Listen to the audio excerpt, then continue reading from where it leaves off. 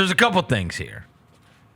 I texted Jacoby at the beginning of the game. I said, man, we're 3 minutes into the game. I said, oh, my God, are people going to hate Gilgeous-Alexander after this?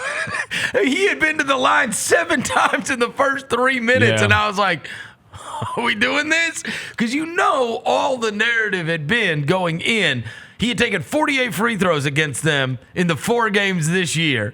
You've had them say their piece about how they can play football on one end and you can't even touch them on the other end. So it's already like a thing, but here's the deal. And interestingly enough, not unlike we have seen Grizzlies teams in the past have this same reaction. I got to tell you, even though that half went well for Minnesota and Julius Randle was going crazy in that first half and everything, I did not like the foul, then the throwing the ball, dropping the ball at him in frustration, the Anthony Edwards thing. I just feel like, and again, this is a lot like Morant, where it's like once you're not getting calls and they're giving calls to the other guy and you let it phase you. Like that was the problem, because I do feel like I think that whole team took on that attitude of we're not getting any calls, they're getting every call. You saw their reactions every time they were whistled. It wasn't, they were just despondent. And then at the other end, same thing that we've seen, which is you stop driving. You stop driving to the basket because you're like, why do I drive? I don't get the call anyway. This guy gets every friggin' breath bump, and they put him on the line.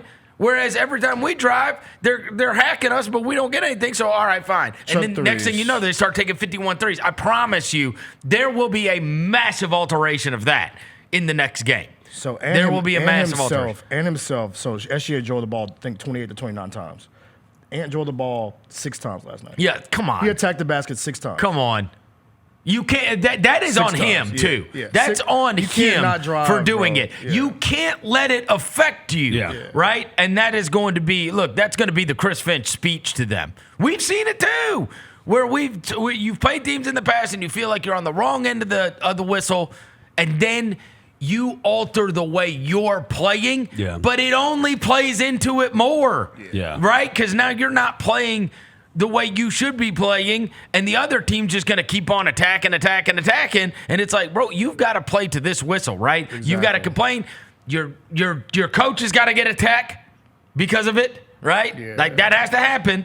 If you feel like you're actually you're being wronged, and I will say, you saw him get out of sorts, and then you saw McDaniels, the foul trouble. They held Alexander, like 2 for 13, I think, in the first half? Yeah, he was 2 for 13 in the first half, because I sent it to Tony. I said, ha, ha, ha. Yeah, and McDaniels ends up fouling out of the game. And, look, they're a very physical defense. They get away with a lot. There's no way around it. They get with a lot of grabbing and clutching. And that's what makes it all the more frustrating for the opponent. But, look, you have to adapt to that. Like, there is no excusing it. You have to adapt to it. And we will see if the Timberwolves are able to adapt to it. And the other thing is this. Their bench, you can't be more let down. Like, Ant's going to see 3 guys every time he puts his head up. That's part of the settling for all of the jump shots. He looks up and he sees the guy from the corner. And so, stepping up in the corner. And he's attempting to make the right play. Yeah. Bro, if you're Naz Reid and you're Dante DiVincenzo and you're Nickeil Alexander, you have to knock down the shots. That's what this series is, right? Their guys are knocking down shots. You got to knock down shots. That's it. Those are going to be the open shots. They're going to direct them to where you want.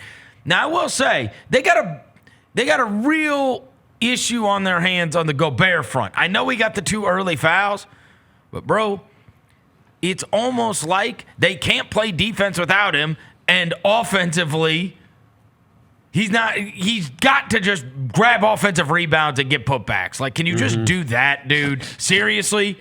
Can you do that? Yeah. Him not having double-digit rebounds is crazy. Come on. You're the tallest person on the court, dog. Bro, just grab offensive rebounds and get the putbacks. Because on the defensive end, I mean, it's just an absolute turnstile to the basket. Pick and You roll. saw every time they had Gobert out of the game, they're just going to and they attacked the rim the entire night. Yep. And on the other side, not only were they not getting the calls when they were driving, they also, like, Chet's just blocking Dante DiVincenzo. Their rim protection last night, in the times that Minnesota did try to get inside the three-point line, which was a rarity, especially in the second half, I mean, Minnesota could not convert at all. In fact, let me find the number. There's a crazy number about, in reference to last night's game that I saw. Let me pull this up. It was basically the rim protection for Oklahoma City was one of the best, if not the best, that Minnesota had to face virtually all season long. Minnesota shot 36% at shots at the rim. 5 of 14. Their worst of the season. So that's the crazy Their thing. worst of the season. That's the thing you look at is the shots in the paint. Dude, Oklahoma City it was 50 to 23 in the paint. And this is at the rim. Yeah. 5 of 14. Yeah. At the rim? Oklahoma City. And you think about him, you remember Yes. all those block shots at the rim. Jalen Williams blocking shots. Like, he's a guard blocking shots, bro. Like, it was all blocking shots last night. And Oklahoma City shot 52% from three. Yeah. That was their third best mark. Their fifth best mark of the year. Also, they shot 53% on guarded threes last night, and they shot 53% on open threes, which are like, I mean, these are 97th percentile. Yeah. You know, and look, they want shot quality too for the nerds. When Minnesota was up, when Minnesota had hit 7 more threes in the first half and was only up 4, that is like, okay, that's not good. You probably need to be up by more than that. Randall fell in love with the Trey ball way too much, bro. He wasn't playing. He hit 5 in the first half, and he didn't go back to being like. Also, we saw this early. picked on him, I too. thought about this last night as I was watching that game unfold because they came out in the second half, and you saw they made the switch, and Dort started guarding him. And Talking about Randall? yes, Yeah. and you remember earlier this year when Jaylen Brown went crazy in the first half against the Oklahoma City Thunder, and then they came in and then he did nothing in the second half, and then they asked the coach, like, hey, what were the adjustments you made on Jaylen Brown? He was like, I put Lou Dort on him. I thought about that last night when I saw Dort run after Randall when they first came out of the locker room. I was like, oh, shit. Yeah. But the thing Dort's is, your chamber stuff. you should match the physical. Like he loves that physicality, though. You would think so, right? Like you're a physical player, but Dort's big and strong. It's also and an adjustment. It's That's what also I'm an saying, yeah, adjustment. 'cause you had Caruso guard you at and first, they switch up all the time. And the other thing is the runouts. They had 13 live ball steals. They were taking off. I mean, bro. you just can't. You can't survive like that. If you're going to put them at the line and you're going to turn the ball over, live ball, Yeah, it's a wrap. because now they're setting up their defense, and their defense is unbelievable. Yeah. Like, truly. You just have to look. We saw it last year with Dallas. Bro, are you going to make open threes at a high clip or not? That's it. Because they're boxes and elbowing you. Dante DiVincenzo had tons of looks. Yep. Yeah, a lot of swing looks. And Naz Reid, my God, make a shot. Okay, look. I was thinking about this last What night. happened to him? This is what's about to happen, bro. No, And what happened to No, him? he's been bad. No, he's been It's bad. been going. It's He's not been just bad. that game. Yeah, it's been But- going for a while. Game 1 of the Lakers, and like since then, Game 1 of Golden State, he he's was been- good too. yeah, but it's the about Lakers to happen series for and him, Game bro. 1 of Golden State. What? We talk about how like you were so beloved because you just get to like have good games and bad games. And you just get to like fly under the radar. yes. Now it's about to be like, yo, They got so, well, you got a especially hoop, contract. Yeah, you know what I'm saying. You got a hoop now, bro. Well, there's so You're many of gonna those get guys. paid. Look, you remember when Gobert had his game, the closeout game against the Lakers, and everybody. Oh my God, that was nerd fiesta. They couldn't wait to tell you how impactful Rudy Gobert was. Was anybody talking about Rudy Gobert last night? My guy was in. What do you have? I mean, he had two. We had 2 more points than you. Yeah, and 3 more rebounds than all of us. And he's he's 8 feet tall. Come on. Played 21 minutes. So he falls into that class too, right? Do something. He doesn't get the right. Everybody always wants to recall. Every time he does something good, it's like, oh, I've never understood the Gobert haters. And then like games like this, it's like, do you understand? Do you understand, nerd? Do something, bro. Now? Do something. I've never understood why people don't accept. This is one of the greatest rim protectors of all time. And, I mean, he is what he is. Yes, he is not a potent offensive force, but... He's not going to rank high on the LeBron rating, but the Gobert rating, he's number 1 because it's named after him. Offensive force is crazy. He can't catch. What is it? Pirouette under the basket. I'm like, this guy sucks. He caught that joint and went backwards. I'm like, dog, you playing basketball, bro. Bro, he also tried to stay like The stride for Chet, Shea and stride, and then Chet just like skirt. Bro, he is the worst. Also on the roll, like they like boom. Now they hit him on the roll, and you could see Oklahoma City. They ran away from him like he had SARS. They're like, he's throwing it to the corner. Okay. Yeah.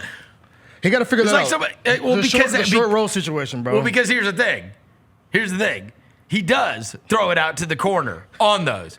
Because the other option is like him attempting to throw something at the rim, which is like, how? How have you been in the league a decade and you don't have like a 4-foot floater? Can't you get a Hartenstein push shot or something? He's He's not coordinated, bro. He plays basketball like it's his first time touching a basketball. Yeah. Every time he touches it, it's his first time. And he can be mega impactful. Yeah, he's the biggest player on the court. And defensively, there's no doubt. Yeah. He helps protect the rim.